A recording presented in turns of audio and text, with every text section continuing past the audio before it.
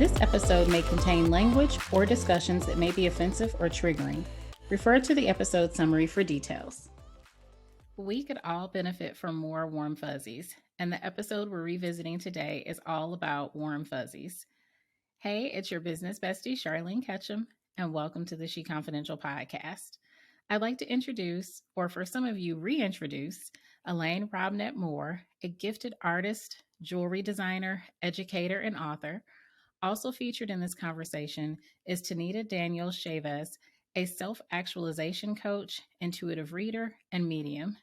These two beautiful ladies will encourage you to be bold, serene, and most importantly, to maximize your joy in whatever it is that you do.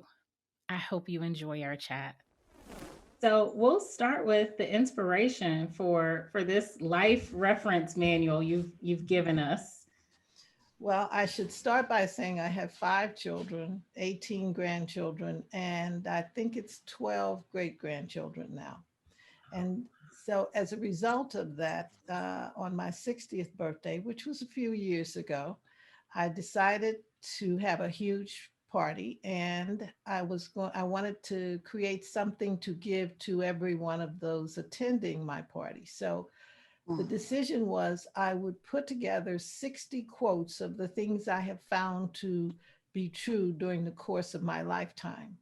And I did. I put 60 quotes together in a little booklet and gave one to everyone who attended the event. It was such a hit. And I also thought of this idea because it was an excellent way to pass on to my grandchildren those things that I had found helpful for me in my lifetime. I think that that's very important, that our descendants have some idea of who we are.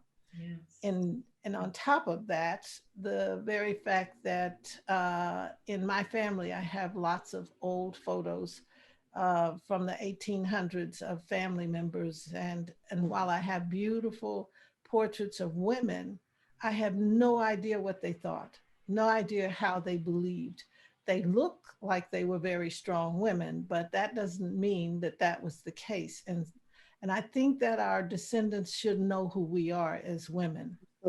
So I wanted to pass that down.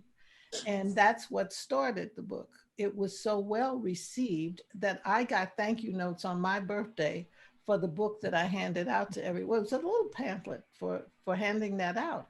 And so I decided, well, this could be a commercial endeavor. I could do this. And I asked a friend of mine who attended, he and his wife were attending the party. And I asked him what he thought, if he thought I should attempt, he's a published author. And he said, yes, he thought I could do that and that it would be meaningful, but that I should expand the chapters. And instead of writing just the quote, I should put why the quote had made an impact on my life and how, and make it a whole chapter. And then, since I was a jewelry designer, or am a jewelry designer, I should include one of the pictures or some of the pictures of my art with it. So I decided, well, this is perfect. That's what I'll do. Now, the fact that it only took me 16 years to get that done doesn't count. That just is not important. What's important is I finally got it done. Absolutely. I love it. I really like the pictures. It is a good addition. Even in the digital version, it's still very nice to look at. It's beautiful. You have really good work. Thank you. Really good work. Absolutely. I'm sitting here as you were speaking, and I'm reading one of my favorites, and it was the one about family. It just disappeared on my screen here, but of course it did, right? Yeah. Okay. Wherein you said, there's nothing more valuable to you and your well-being than your family and friends. Keep the ones who love you and are always there for you close. Those that pose a challenge when it comes to having a productive and comfortable relationship, love them, but at a distance. And the reason why that paragraph, I read it several times and then I snotted up a little bit. It was like, oh God. Because, you know, in my family, for all intents and purposes, I was kind of the black sheep in my family, right? As they like to term it. And my thing is, I just like to call it not the black sheep because I hate derogatory measures associated with color, but I prefer to call it just the wild sheep. Okay. I can relate to that very well. So go absolutely. Right. And I kind of got that sense from the book. I was just like, you know what? I'm a lot like her. I'm feeling that. But the reason why I love that is because now, as I'm approaching 40, I really began to look at my relationships with my families and friends. And I lost some and I gained some. And it's always interesting to me how we could have grown up right next to each other in the same household, and we're so different. And the difference isn't the problem. The problem comes when you think that the difference is the problem. Exactly. And this chapter in particular just really reminded me that it's okay. It's just ebb and flow. And how you said, love them, but at a distance. I particularly have somebody right now that I am loving from a distance. And it's crazy how you get a different perspective when you choose to, number one, honor yourself, but also to continue in a loving relationship with someone. And I just, this chapter in particular, just really, I kept going back to it because I was like, ugh.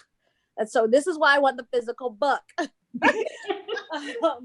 But I just kept coming back to that. It just really, it spoke to me. And it's so true to cherish your family and friends.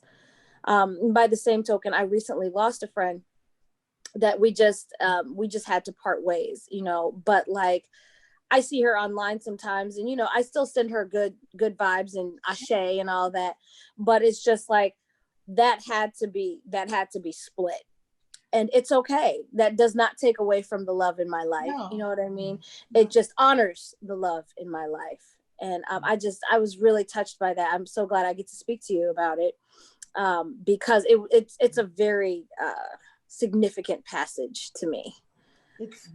I think it's so important because so often we think that we have to divorce those who are causing us some unrest.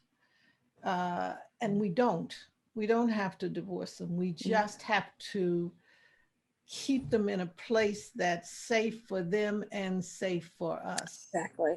And that's the thing. Yep. And when we spend our time trying to, in the strongest sense, hate or dislike or distance because this person is just not whatever, we spend too much energy on the negative. We are not focusing on the positive. Yeah. Positive is that this person came into your life for a reason. Yeah. The question is, what's the reason? Mm-hmm. In my world, we don't always have to have the answers. Yes. We spend so much time saying, well, what's the real reason? When in fact, all we have to do is address the fact that there is a reason. So if I relax, let it go, sooner or later, that reason will come up. Yes. And it may not have anything to do with that individual. It may have to do with another situation that the knowledge of that individual and how that person is helps us to handle the situation that comes up. So there's always something good that comes out of everything in this world, no matter how rough it is, including a pandemic. Okay. Yeah. Absolutely. Absolutely. The pandemic actually was very good. You know what, to speak to that though, I have to say the necklace that's next to it, I don't know if it's next to it in the paper copy of the book as well, the blue necklace, Pathways, Rubber Glass, Faux, and Sinew. I thought what's the chapter? It is, I think it's chapter 46. Hold on one second. I'm going to have to enlarge this. It is page 201 of 347.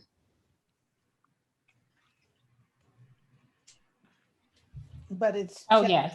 It's chapter 46. Okay. It is chapter 46, right? Mm-hmm. Oh. And the blue necklace. I love.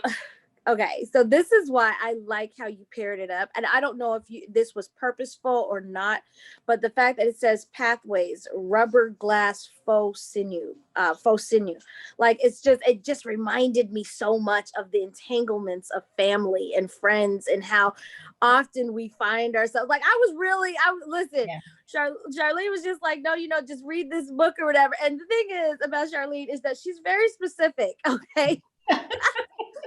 When she gives you something to do it thoroughly, because she was thorough about her thoughts behind it. Exactly. So when I saw that picture, I was just like, oh my gosh, that's so good, because it just reminds me of how we're so interconnected with our family and friends. We're so caught up oftentimes. And a little rubber, a little glass, a little this, a little that. And the sinew part really brought it together for me. So I'm that type of creative. But I don't know if you paired it purposefully or if it just so happened to be where you said it, but I thought it was very good in representing this particular chapter. Yeah, it's just excellent. I did select the pieces that I thought most mirrored the message in the chapter, and you did a great job. Based on my own interpretation, which can be really, really odd at times. So I love it. This is by far my favorite one. There were a couple of others, but this one I was just like, oh, this is so cool. I get to come out here and talk to her about it. So I appreciate your insight on that. It's beautiful.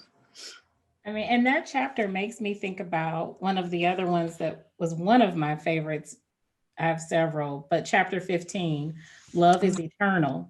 Yes, that was so good. That one was just, it's just because I have a hard time with letting go, and when things end, and there's just as things begin, there are natural ends to things. And it's a comfort to know that, love is eternal. And there are different types of love. And just because there's that loss, even if the loss is permanent, that love is still there. So even when we love our family, no loss. Right. So you still have that, you're never empty. No. Of that person and of that experience. No. And the thing that I have found to be true is that when we look at relationships, we often think of them in the now, in the present.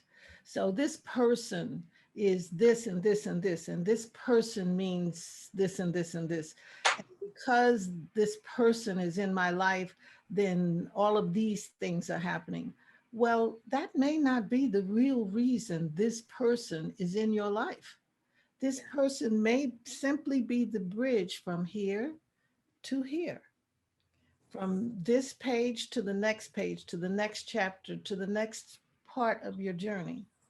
These are the things that matter. And when I look back, I can tell you those who have weighed in that kind of a role in my life, and the ones that were most significant have never left. And even and I'll give you an insignificant version, which is not in the book, just so that you get a sense of what a role is that someone can play. I was going to have surgery. I had to have a hysterectomy several years ago. And when I was going about it, I was not afraid of the surgery, but I thought, because I am by myself, I like to be very clear. I'm not lonely, but I am alone. Yeah. And while I am I was by myself at that point, and there was no significant other in my life. And I thought, okay, I'm getting ready to have this surgery. And it was near Christmas. It was right around the holidays. And I thought, wow, it would just be really nice to go dancing, to have a significant other and like that. Well, I live in a high rise, and it's a really great high rise. And there are, we have a Christmas party every year. And so at that particular year, we had the Christmas party, and I went, and it was like the Thursday before the Monday I was going to have surgery. And so I went to the party because I didn't have anything else to do. So I thought, well, let me go to this party. And I met this guy, which is highly unusual. You know, it's a building I live in. I go all the time through the lobby and stuff, and I've never seen this guy. Really tall, good looking, perfect kind of guy. And he saw me, and it was one of those, oh, we came together, and it was, you know, we had a wonderful conversation. It was really fun. I was finishing his sentences, he was finishing mine. And so it was really fun. And he said, I said, look, it would be really nice to get together, but I'm having surgery on Monday because I'm pretty honest. And I said, so I said, the thing I really, he said, well, what do you want to do before you have the surgery? I said, well, I'd love to go dance. And he said, done, we'll go dancing the next night. He was a retired lieutenant colonel in the military. And so I said, okay, this is great. We went dancing. He gave me the recording of Noah Jones, Come Away With Me, which is my kind. I mean, I work overseas. I've been in a place with a tin roof, and during a storm, I won't even go there. It's really a strange experience to wake up to tons of rain coming down on a tin roof, but that's another story. So, but that's part of one of the lines in the song, which makes me think of that. And so he came, and I was concerned with being alone the first night or two when I would come home from the surgery. I have friends, and my friends were all there and gathered around, and it was a wonderful thing in that sense. But it was the idea that my friends, my women friends, all are consultants and travel a lot. And so no one was going to be in town at the same time that I was having the surgery, which is a little unusual. So he said, oh, listen, that's not a problem. I will sleep on your couch because I have a big place. He said, I'll sleep on the couch just so that you have someone physically there the first couple of nights. I said, okay. And he did. And it started out and it was really wonderful. And I thought, oh, this is the beginning of something new. And no, it wasn't. It never advanced past that's, I mean, we're still friends, but it never advanced past that stage. And further analysis was very clear that while he was a wonderful person, he was military. I am so not military. Different blend. You know, you know, there are times like that when I would have liked to have been, but it's not going to work. Yeah, that's a different blend. Yes, it is. Different blend. And so when he was sure that I was out of the woods, and the military came out because for him it was protect her, take care of her. That's what she needs now. And he was there. And I've always said to him, I said, you were the angel that came when I needed it. So I had this wonderful night out. I went dancing. We had a wonderful time. He was just a gem of a guy, still is. And then we sort of parted ways. So we touch base every now and then. He's moved on. He doesn't live in the same building anymore. And he's since married again and things like that. But we are still friends. It was that love for that moment, and love only in the sense of coming together to have that experience of that surgery and all of that. That wasn't me. I could have lamented the fact that, well, it never got any further than that. And I could have, I could have gone on for the rest of my life with what a loss that was. No, it was a wonderful blessing. And that's the piece that we have to get, that every single situation is a gift. And if we look past what we think it should be and recognize what it is, then we gain and we grow. Absolutely. Yeah, that's beautiful. It's that is such a precious moment. It's just so it's crazy because you know, as a coach, I often hear this sentiment that, oh, well, they wasted my time. Oh, no. And I'm like, Did they really? No. Did they really? I was just like, Yeah. are you still breathing? And they're like, yeah. I was like, you didn't waste your time then. You're still breathing. You're still alive. You're still here. If time was wasted, then you wasted your time. That part. That person may have gotten whatever they came into that relationship for, whether they knew it or not. Yes. But if you have not gotten past the fact that it didn't work the way you saw it, that part. then Yes. you are the one that has wasted time. I just don't believe in wasting time. There are too many other things I can do with it besides waste it.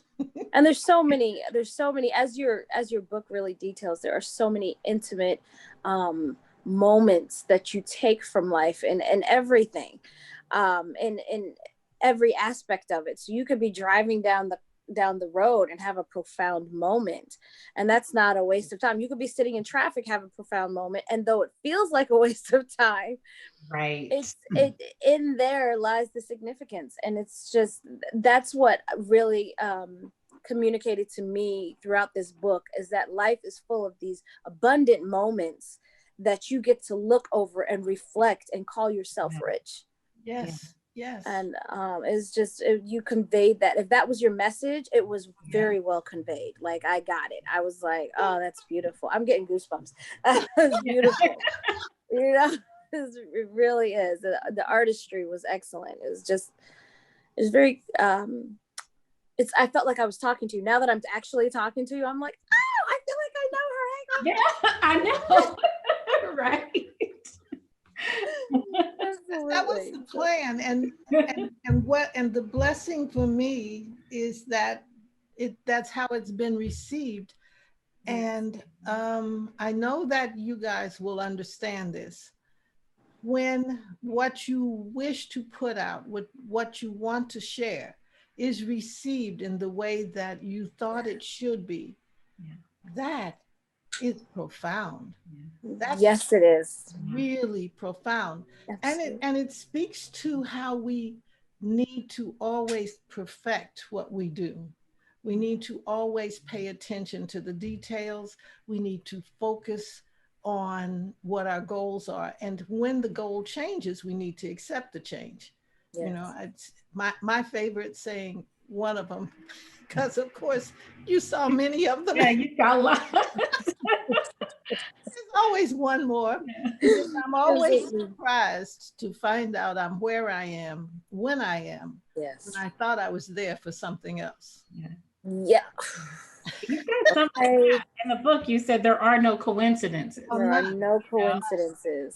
None at all. It's, one of my kids' favorite movies when they were little was Kung Fu. Was it Kung Fu Panda? Oh, I think it is. And in it, the master Shifu, the Kung Fu master, says, one often meets one's destiny on the path they take to avoid it. That's exactly right. Exactly. Okay, so what you're saying is so very true. You think you're there for one thing, and it's a completely different experience. And it's wonderful that way. Yes. Because it means that your life is full of surprises. Yeah. And most of the time, even when something horrific happens, there's a lesson there. There was a lesson there. And it's a lesson that you needed, or it wouldn't be there. So for God's sakes, figure out what the lesson was, so you don't have to repeat it again. Over and over. Yeah. Because I say to guys sometimes, I know you told me, I know you were trying to tell me. Right. And I just kept on going, but I get it now. So let's. All right. I swear I do. I feel that. You will repeat that cycle over and over again until you get it. Oh, you do. My conversations have gone on the order of, really, this is what you're doing to me right now. And I hope that you're getting humor out of this, because I'm not finding this really funny. Later, we can look back and laugh at these things, but in the midst of experiencing it, and which is so interesting, because reading the book, it's, I had so many aha moments and so many moments that I'm like, yep, Yes. that's Yes. you. And I thought about my own life and just how to apply just this pursuit of just finding peace and being responsible for owning and maintaining my peace. Yeah. And I wonder, how did you cultivate that? Was this a nature that you've always had in terms of having that peace and knowing that you owned it, or was that something that you grew into? I'm never sure how to answer that. I think that most of my life I have I've always been growing. Even now, I'm still growing, and I've always had a sense of, in a way, a sense of joy. I cannot Mm. exactly explain that to you, but I'm I'm aware of that joy that is within me. It does Yeah. not mean that I have not had horrific experiences that Yeah. have rocked my world in a negative way momentarily. But it means that I have always had the resilience to know, even in that moment, that this is a moment Yes. and not an hour and not the day. Mm. Um, Yeah. I think that the first revelation or the first realization of that I'm conscious of learning was an experience that's in the book when a cousin of mine came down from Chicago to St. Louis, which was where I was living at the time, Yep. child. And it was for a family wedding. And I got upset with my sister and I came storming down the steps. We lived in a big house. And I came storming down the steps and I was pouting and frowning. And my cousin, who um, was an adult, looked up at me and he said, "You know, you should never frown because people don't like people who frown." Now, this is such a kind of a normal statement you would make to a child who's Yeah. pouting and performing, right? But it registered in a different way and it stuck. And to this day, I have always been very careful and mindful to smile. I used to tell employees way back in the day that be careful. Do not assume that because I'm smiling, it means I'm happy with what you're doing or that we're going to go on with this. I just don't intend to mess me up dealing with you. So recognize and be careful. Okay. The kindness of your smile. That's it. That's it. Uh, Absolutely. but when Yeah. you look at that little thing and you see how smiles impact people, which of course we Mm. can't see right now Yeah. because we're all wearing masks, Yes. which we should wear, and I do, but it does keep you from seeing the smile on the person's face. Yeah. Sometimes when you're having a bad day and pre uh, pandemic, and you could walk down the street to go someplace Yeah. and you see someone and you just smile at them and they smile back Mm. and you feel a surge of Mm. positive energy go Yes. through you. Yeah. Yes, you do. And, Yeah. and for that moment, you have removed yourself from that pain that you were experiencing Yeah. or that sadness that you had Mm. or whatever. And in often cases, it may be the best thing that happens to that individual that day, that week, that year. It doesn't matter. Right. You have given them a gift and they have given you one back. Mm. And it's infectious. And while that sounds like a little thing, you multiply that. But Yeah. how many people do you see? How many Mm. people do Right. you run into in any given day when we're not locked up in a space? Yes. Yeah, that's very true. And That's so very when true. you begin to snowball that effect with continuing it, or and a thing that I have always found helpful as an adult, which really is helpful, is that you should always have friends you can laugh with, and that you can call in the middle of the day, in the middle of the night, whenever, and laugh at yourself. Yes. Tell a stupid story about Yes. something you just did, Yeah.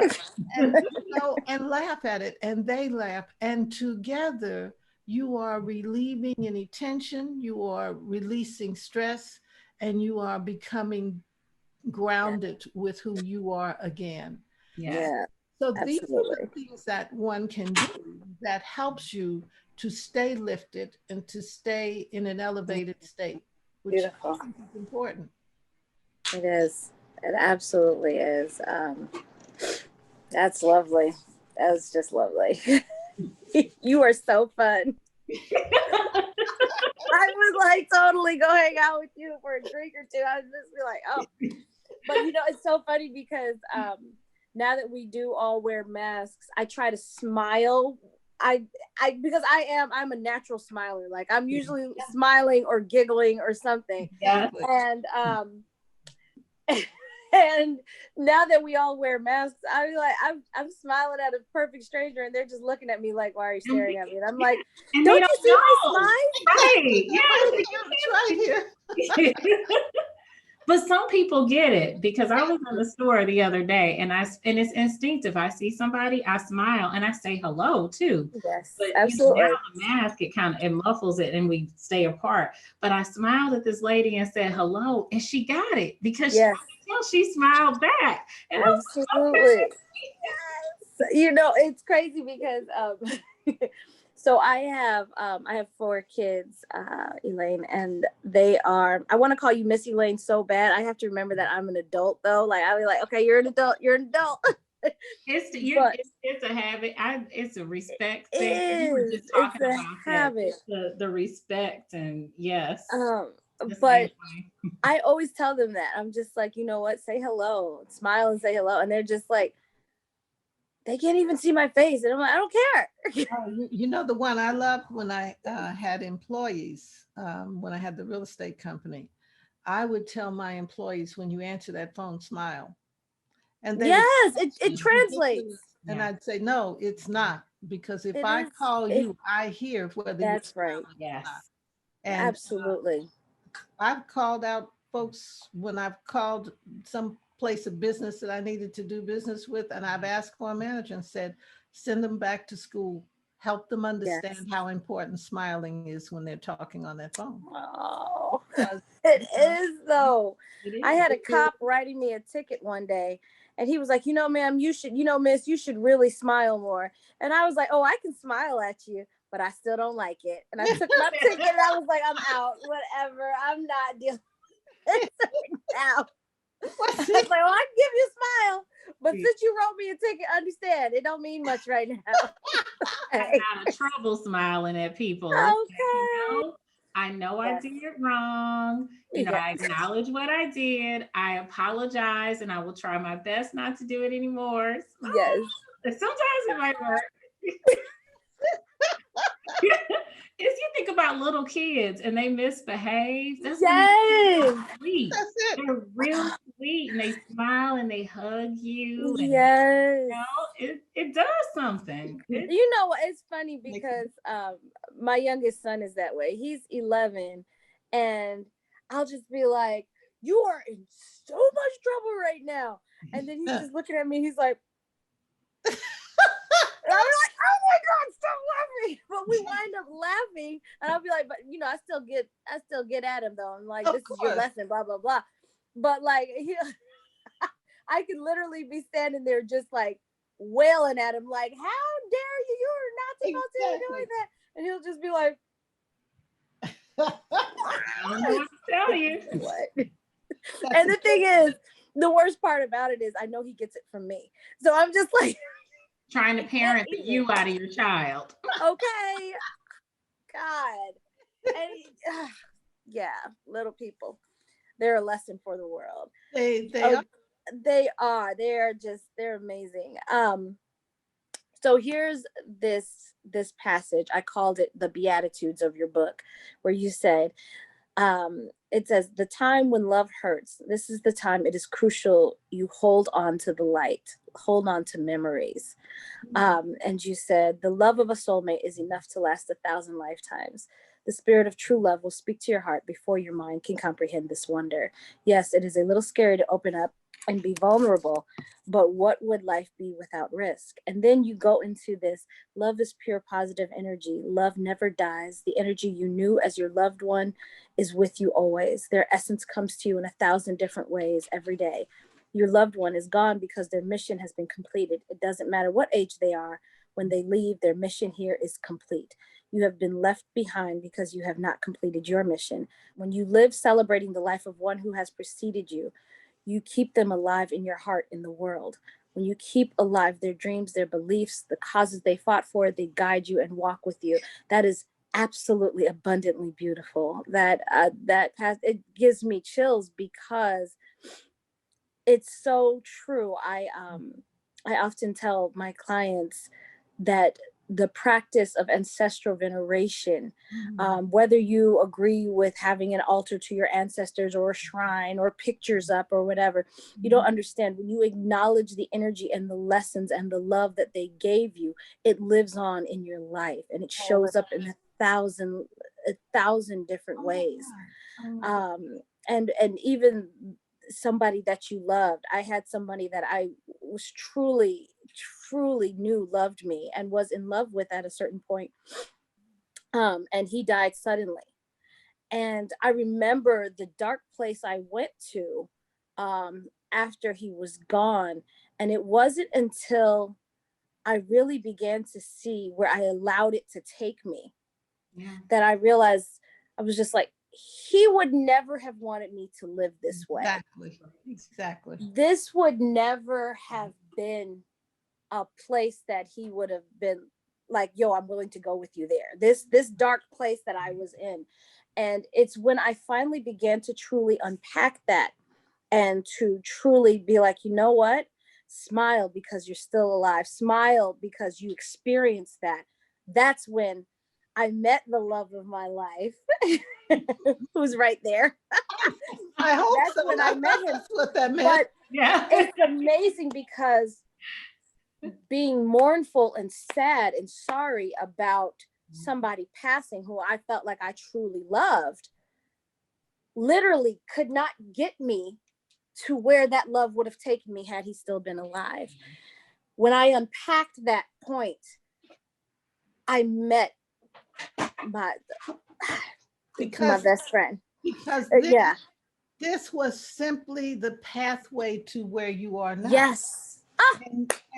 And this love was to prepare you for this love. Yes, absolutely. And just think about that, because the gift you had from here was not just his caring about you and caring for you.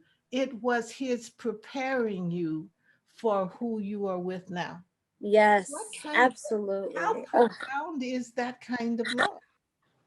I mean, gosh, I almost cried. Yes, that's exactly beautiful. Right. And you often hear, I had a conversation with someone recently about staying in unhealthy relationships. And this person said to me, well, the last two men I was with, I built them up for the next woman. And I'm not leaving him so I can build him up for the next person. And I said, well, okay, let's unpack that for a second. Right. Because so you're willing to be miserable. How's that going to work for you? It's like this, so that somebody else doesn't get this misery because you inherit that misery. And the other thing is, maybe this, how many times are you going to understand? Does it take for you to understand this isn't for you? Right. It isn't for you. Release that. Don't be concerned about what you're preparing him for, because she said, I know it. You know how it is. You'll leave him and then he'll get it together for the next woman. And I said, hopefully he will. Well, then if that's the case, that's how you have done what you were supposed to do. Right. Yes. This means that you were able to give enough of yourself in that relationship for him to grow. Right. That gives you, that's kudos for you. That is. Absolutely. It's not a stock portfolio, okay? You're not selling off your stock here, people. I'm just like, listen, the lessons, the energy that you placed into that relationship did not return to you void. You learned what you wanted. You learned what you did not want. You learned what you are willing to give and the standard that you now set. Hello. Yes. Yes. And it's just, you're not selling off stock. No. And that's why this book was so beautiful, because it really takes you away from this concept that love is ownership. Yes. And that you own something, therefore, because I love it, I own it. It's not ownership, it's relationship. It is a dance. It's dancing out loud. That's it. That's exactly right. It's that's exactly what it is. It's dancing out loud, you know? Yes. Lovely.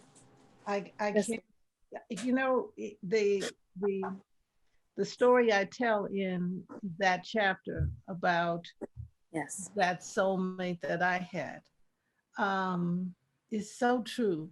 And I celebrate him all the time.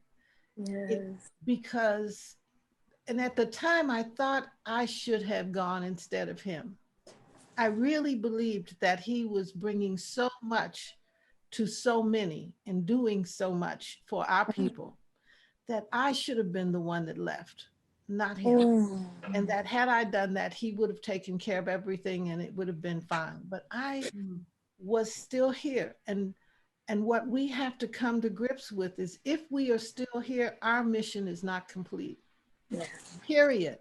We don't have to understand what the mission is. We just have to know that it is not complete. And if that's the case, then we must go forward so that we can find what we are to do, or stumble on it. Usually I stumble on it. You know, I never consciously find anything, but I have stumbled onto more things than you can imagine. You know? So, yes, absolutely. And so when I look back now, I know that part of my journey was empowering women. Not all women, and it's not that all women need to be empowered, but there are those who do need to be empowered. And so when I teach jewelry making, and when I'm in other countries doing that, when I'm here doing that, that's the interesting piece about that. And it has nothing to do, when we are empowering women, it has nothing to do with what their economic status is, what their social status is. It doesn't matter what their ethnicity is, because women are women. And you can put all of us in one room, okay, a big room, but we can put us all in one big room. Yes. And it's gonna get loud. Yes, it is. It will do that. But no matter what that mix, the same emotions that this woman over here feels and that woman over there feels are the same emotions that I feel, in varying degrees. And so we can lift each other and get to a better place. When I share those experiences I have, that's me lifting me up. It's lifting you up if you can receive that information. And when you give back that joy at finding your experiences helpful, one way or the other, then you are lifted. And so we all, and it isn't even just women, men as well. But I then became aware that there was a reason that I was here, even though at that moment in time I couldn't figure it out. It didn't make any sense to me. But now I'm glad, and I sit back and smile sometimes and say, wow, you knew what you were doing, didn't you? So, yes, absolutely. It's a good thing. It's a good absolutely. It's a gift to have that level of insight into something so what most people consider to be so tragic. But the aspect of recently I've realized this.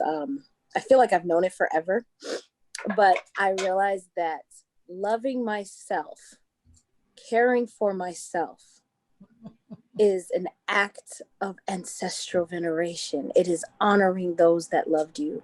It's honoring those that come before you. And you know, I might actually start recommending this book to my to my clients now that I think about it. I think It's actually very good. That in here is, let me find one of my little notes. Like it's such a and the thing is, you made me feel wise, because a lot of them I was just like, yes, I knew that. I knew it. Okay. Well, that's the real key. That's, you know, it's not that this is profound wisdom that I only have and now I'm sharing it with you. You already have these gifts. You already know these things. These truths are within you. Yes. Just have to open up that treasure chest and recognize that truth, that honesty, that who you are piece. Yes. You know, it really is there. And yes, it is. Waiting for you. Yes, it is. It's beautiful. That made me think of chapter 4 and 6. Acknowledge. Oh, chapter 6 was good. Wait a minute. I know chapter 6. Chapter 6 was good. I was like, damn. I mean, so good. The way you organized these were perfect, because, and that's, how did you decide the chronology of things? Because when I read acknowledge your inner deity and then claim your destiny, I was like, these were perfect companions beside each other, because before we can first claim our destiny, we have to recognize that inner power. Exactly. And, you know, and understand that we carry the power of our ancestors. That's, you know, right. Exactly. That's huge. That is huge. That is huge, because particularly when we talk about what Blacks in America have endured and overcome, you know, and people say, oh, these times is so horrible and so horrible, and you know, everything's all bad, and what are we going to do if this or that happens? And it's like, look at what our ancestors have not just survived, but thrived and innovated. Yeah, and whatever happens, we're going to keep on keeping on. And we'll keep on doing that. Because we had that resilience, we had that ability to overcome obstacles and to keep going. That's just the truth of it. Yes. The order within the book, it's like everything else in my life. It just comes to me and then it's there. That sounds so, but it's the truth, okay? And so, and it isn't, it just is the truth. You sit down, well, let me say it this way. When I'm creating a piece of jewelry, I will often have an idea that, oh, I'm going to create this piece with these beads, and then I'm going to do this, and then I'm going to do that, and it's going to be just like this.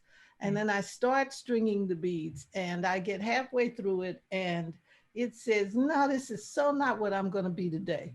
And I think, well, but that was what I thought was supposed to be. And it says, yeah, but as usual, you just don't get it. So go back and do this way. And the key is to always be open to that energy coming. Yes. So good. That's the key. Each of us is an artist. I don't care whether we are sweeping floors or doing surgery. Whatever we do in this lifetime, we are artists at it if we choose to be. And that perfection is the perfection that this world needs us to perform. It is so true. The best example of that is Mr. Fudge, who's in my book. And I don't remember the chapter, but he was this man who swept and mopped the floors in the maternity ward when I was having my 4th child. And I am telling you, to this day, he still resonates. And he died 2 weeks after I left the hospital suddenly. So once again, there was an angel who was there for me for that time. And I know these things to be true. And so I'm open to it. You stay open, and you allow this energy to come, and you allow it to exist within you so that it can grow and help you become the better person that you are. But but it's there. And those who think that it's only relative to the CEO, you know, when I was in business, in real estate, the last person I wanted to talk to was the CEO because they never knew what they were doing. It was his secretary or her Yeah. secretary. Most of Yeah. in those days, it was mostly his. His secretary knew what was happening. If I wanted to get something done, I went to the secretary. I didn't fool with the CEO. Yeah. I talked to the secretary. The secretary took care of it, and then she handed it to him and said, "Here's what you're doing." And he said, "Okay." But people who don't know better think that the secretary holds no status, so you go to the CEO. No, No. the secretary was who it was. Holds everything. Listen, I was a secretary for many, many years before I embarked on into my own business. And when I say I was in the business of managing Thank you. businesses, I was in the business of managing their lives and managing their whereabouts and where they're going. Somebody asked me why my kids were so well behaved. I was like, because I'm a good secretary. Okay, I'm a good assistant. I listen. I manage them well. I manage them well. But yeah, that's amazing. That's gosh, I love talking to you. The wisdom, Yeah. the We need a insight. book club. We need a book club read. Yes. Okay. So everyone in the audience who's listening, it's funny because I'm envisioning people listen to the conversation and they're like, "Oh, I wish I could go read." Absolutely. You can go read it. Go buy the book. I know.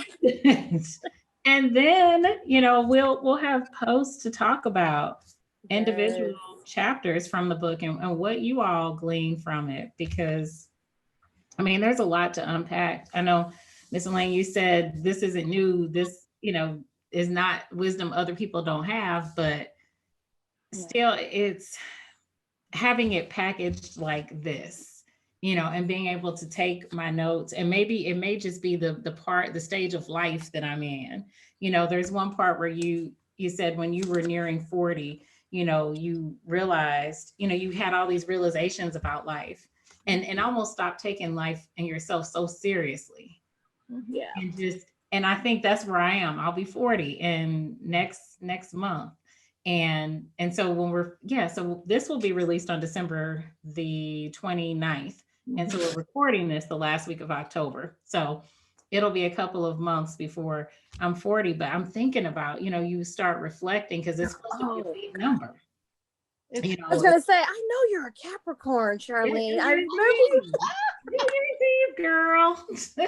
Closing out the year. Okay. And maybe that's why I'm really reflective. But I used to be so hard on myself in those reflections and think about, you know, I've got this list. I didn't do all these things on the list, or I didn't do this as well. And the last few years, I've been like, you know what? I'm still chugging along. And I learned this. You know what? Yeah, this didn't happen that was on the list, but how was this experience? You know, what were my experiences like this year? And reflecting on that more than just the checklist, because life is about more than checking boxes. You know, it's the story behind that. Always the story. Always the story. If you look at the jewelry that I make, there's a story behind every single bead that I work with. You know that there's always the story. The story is the foundation of what you were doing. And the story is what you can go back and think about years later. It's the moments that you can remember that take your breath away. That's what you want. You want to have those memories. The rest is okay. So you had this obstacle that you had to get around, but you got around it. Yes. And when you're not sure, I know there's a story in there about one time when I was feeling depressed because a deal that I thought was going to go through in real estate. And I just was really feeling low, and I called a friend and said, "Listen, I need you to take me to dinner." Because at that moment I couldn't afford to take me to dinner. So it was like, I need you to take me to dinner so that I can not be depressed. And he said, "Well, you know, I'm busy and I've got this meeting and I can't do it, but I'll take you tomorrow night." And I was indignant. I literally was indignant. I said, I have no intentions of being depressed tomorrow. I'm depressed now. Tomorrow I'll be fine. I only needed this pickup tonight, but I'm done. I can get through this, you know. And the thing that we have to remember is that this is just a speck in our time, just a second in the time that we have. And we will have the time that we need to do what we need. Now, we have to do it right. I mean, you know, you can't go stand in the middle of a highway and expect not to be hit by a truck. Right. And say, Right. you know, where was the Lord when I was supposed to? My God expects me to do a little work on my side, you know? Right. It's some common sense. That's it. Just a little common sense, you know? Right. Absolutely. That's so Uh, good. I will wrap us up with one of my favorite chapters, and it's chapter 40, and it is Life Rocks. And Yeah, this that was a good one. this was huge for me because, you know, you noted that even, and it goes to the motivation for me having this platform, you know, the podcast and the She Confidential website, is wanting to help encourage people to find those resources, find those tools, so that you don't have to find a way to get through life or get high on life through, you know, blocking things, suppressing things, repressing things. Mm-hmm. You know, you can figure out what's hurting, Exactly. what's causing the anxiety, Exactly. what's making you self-conscious, address it so you can get out there, because life rocks. It does. It does. You need to be out there to enjoy it. You have to be, and you have to recognize the value you bring to this earth. Yes. And you do. The very fact, if you have a question about it, check to see if you're still alive. Because if you are still alive, you are bringing value to this earth. You are bringing value to the people around you, or you would not be here. Last time I checked, God has good sense. And so, I may not always have good sense, but I'm counting on God, he or she, Yes. having really good sense. Okay. Yes, absolutely. And given Absolutely. that's the case, we are not here unless we have purpose to be here. We're not just taking up space. Yeah. We are here. There is a mission that we are on, whether we know it or not. Yes. Yes. If I were to look back in my life and say, well, I'm going to do this and then I'm doing that, and there are those who can do that. Yeah. There are those who know from the time that they are practically born exactly what they're going to be doing. I do not happen to be one of those. I sometimes don't know moment to moment what I'm going to be doing, but I do know that if I stay true to what I know to be true, that whatever it is that I'm going to be doing will be exactly what I'm supposed to do. Yeah. And this book is a good example of that.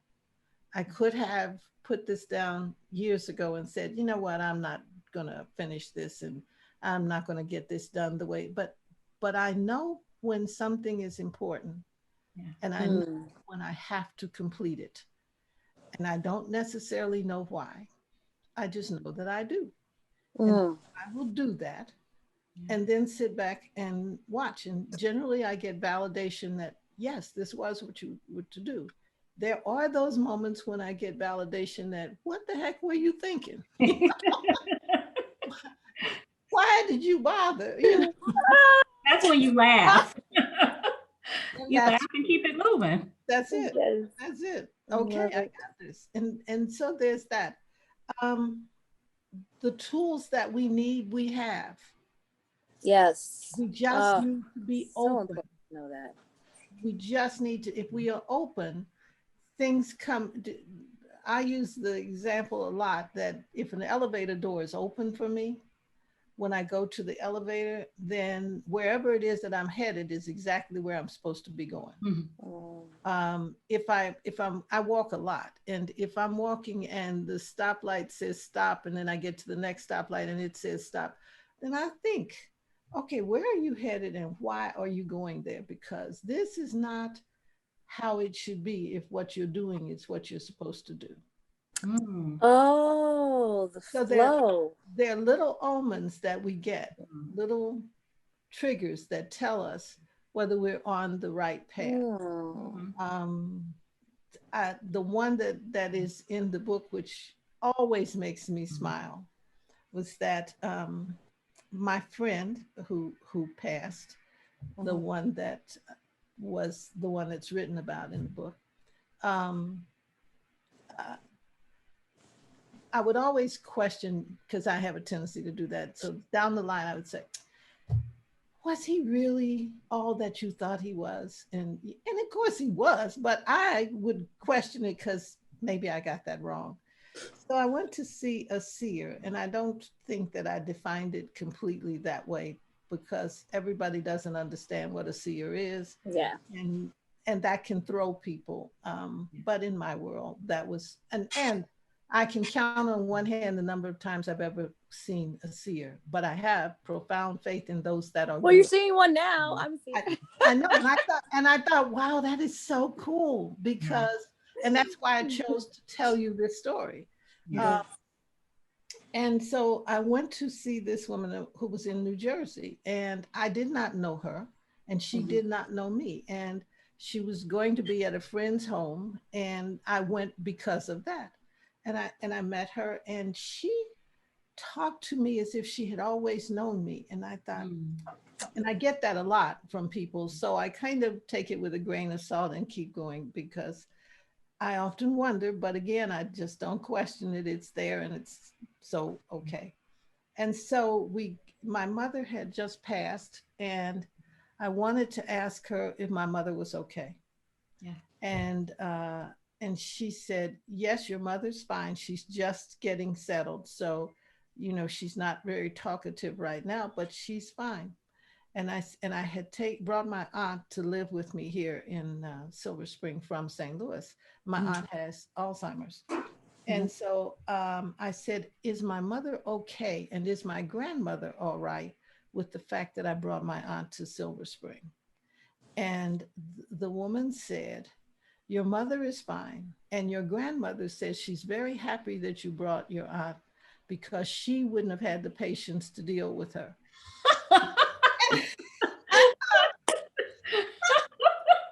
I thought, okay, she definitely knows my grandmother. There's no question about that because that's exactly what my grandmother, that's Yeah, who it's my lost. grandmother was. Yes.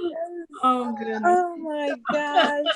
And so I said, okay. And she said, but there's this man who just is, he won't get out of the way. He keeps coming into my space and he won't leave and he has a message for you. And I said, well, okay. And he had passed several years before that. Mhm. And I said, okay. And she said, he's an older guy, and he was 13 years older than me. Mhm. And she said he's older and he's just determined to give you a message. And I said, okay. And she said, she described him. And so I named him, and she asked him, and he said yes. Mm. And she said, he wants to know if it's all right for him to meet you when you cross over. Can he be waiting for you is it okay? That is exactly what he would do. That is exactly what he would do Wow. because he would never assume that it Yes. would be okay. He would always ask. And then she said he wanted to tell you that in several lifetimes, he has always loved you. Mm. Oh God. Oh. Wow. Oh my gosh. That is And beautiful. that's, Oh. Mm. and there was more to it. And I have really gotten carried away, Charlene, because Oh, I didn't intend to tell this story. wow. But what I'm saying that to say is that, and there are times even now, and it's been at least 20 years or somewhere in there, because I'd lose track of time since he's been gone. But I'm just saying to you that The end of that story was that I drove back down here from New Jersey with a friend of mine. We had both gone up to meet with this woman, and and and on the way back, I was just ecstatic. I said, I can't believe it. I just cannot believe that he was there with that message for me. And there was no way that she could have known, none, but she did. And so, and plus, what she said that my grandmother said told the whole story, because I was really clear that she knew. Yeah, for real. But so when we got back, I came home, and the next day I was going to go to a movie, and of all things, see Alice in Wonderland, the version. Was it? Is it? Johnny Depp. Yes, thank you. That Yeah. version. And because I just wanted to see it, and so I decided I'd see it in 3D. So I went to see it, and by this, oh wow, that's very colorful. Right. In 3D. So by this time, I'm saying, Elaine, that probably wasn't exactly what you thought. And maybe she really, because I can do this. Okay. Just so you know that there's that other side of me that can go there. And so I'm sitting there watching this movie, had no idea what it was going to be like, other than I thought it would be colorful. And I like Johnny Depp. And I thought this would be a fun thing to do. And at the end of that movie, this huge, beautiful, iridescent blue monarch butterfly flies right out into the audience. Yeah. Now, what you have to understand is that for years, butterflies have been an omen for me. So whenever I need to know whether I'm doing something right, then a butterfly will show up if that's what I'm supposed to do. It can be I've seen live butterflies in the winter.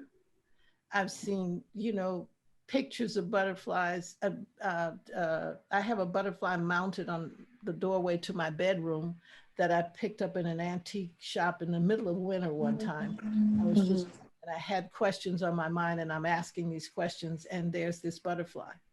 And so the butterfly has always been symbolic of letting me know that whatever I'm doing, it's the right path.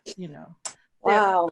Things as well, but the butterfly has always been there. So for that monarch butterfly to fly straight in my face, it was like God saying, listen, stupid, I sent you the woman. She told you what I wanted you to know, and still you have questions. Does this butterfly get your attention now? You think you could just go with the flow on it? Right. Stop questioning me. Right. That's it. That's it. Wow. I love it. That's beautiful. I can't add to that. Right. Everyone needs to get dancing out loud, so that we can start our reading group and just really explore how we can take what you call just basic wisdom and how we can use it to enhance our life. I mean, because even with you recognizing that what the butterfly symbolizes for you, so many of us, we aren't even aware of our environment like that. Just having that awareness and openness. It is a gift, and it is one that is easily accessible by all. It's just a matter of being okay with being open. Yes. And taking that's so true. I tell my clients all the time, accept the magic as it shows up. Just accept it. Accept the magic as it shows up. Accept the signs as they show up. Just accept them. Like, just be like, okay. You know what I'm saying? If you get a feeling, don't dismiss it. Just go with it. Like, okay, cool. No, there are many stories about that, both negative and positive, and mostly positive, but that talk about our need to recognize the intuitive side of ourselves. Yes, absolutely. And it is on target, and it is there to guide you, And Charlene, I want to read one thing. Yes, please. Yes, please. Yes. But please do. Because this is at the end, and I wrote this many years ago, and it's the poem, I Am a Butterfly. And it says, I am a butterfly. My wings are beautiful, iridescent rainbows, ever changing, ever constant, sprinkled with stardust, or rainbows, ever changing, ever constant, sprinkled with stardust to encourage free flight, elusive transparencies designed to repel ignorance, pain, hatred, times indifference. My antennas are long, fine. Okay, I'm not reading this correctly. Do you mind if I start this again? Absolutely, go for it. Thank you. Right. It helps if I hold it up so I can see better. I am a butterfly. My wings are beautiful, iridescent rainbows, ever changing, ever constant, sprinkled with stardust to encourage free flight. Elusive transparencies designed to absorb wisdom, joy, love, sweet tears, laughter, designed to repel ignorance, pain, hatred, blue times, indifference. My antennas are long, fine, delicate life feelers, reaching out, reaching in, dipped in dreams to know reality, touching tentacles sensitive to the breath of a newborn hummingbird, sensitive to the agony of an unsung song. Music explodes, wings unfold. I am a butterfly. And I say that because each of us is that. And when we come into our own realization of who we are, that's exactly what we are. We're butterflies. Yeah, we are. Ashe. That's beautiful. Thank you. Thank you. Yeah, Thank you. Thank you. Thank you. You're welcome. Thank you so much for this. Charlene, thank you for inviting me. Miss Elaine, Miss Elaine, Miss Elaine. That's beautiful. I really appreciate you. I appreciate your work. I love this book, Thoughts on Navigating the Rhythms of Life. That's exactly what it is. And I could not have been more honored to have been asked to participate in this broadcast, in this podcast, because it's really just, it's gorgeous. It's gorgeous. I am Absolutely. always honored to meet those that I have done something for. So when I meet you and when it resonates with you that way, I know that you are one of the people I wrote this for. So I think that is an honor for me. Absolutely. Beautiful. Charlene, you are dynamic, sis. Oh my God. Oh my gosh. We need to celebrate more of this. There's so much beautiful. Impactful. Yes. It's impactful. This is round number 2 for me. And Charlene, you are a win so far. Both times, like, just blown away. This is so beautiful. Thank you. Thank you so much for having me. This was just on her terms is dope. Oh, yeah. Yeah, I think this is probably the 3rd time I've got like teary. Yes, like, okay. I am a little be crying. This is beautiful. Just beautiful. It's so beautiful. And to round out, the year with this for folks will just be so impactful. So it's just the beginning. It's just the beginning. Yes. And Tanita, I hope that this means that I will hear from you and you will be indeed. Like Charlene, you don't get to disappear now. I know. No, absolutely. I'm so serious about a book club and just more conversations. Yes, it's beautiful. Yeah. I could talk to you all day. I could talk to both of you all day. Like we could just chat. We could just be girlfriends now, y'all. Yeah, we're just girlfriends. Yes. Absolutely, I love it. Timeless. Absolutely. Timeless. Thank you, ladies. You're welcome. Get your book, y'all. Get your book. Yes, get the book, Dancing Out Loud. Make sure you like, subscribe, and sign up for notifications so that you don't miss any She Confidential podcast episodes. I'll see you next time.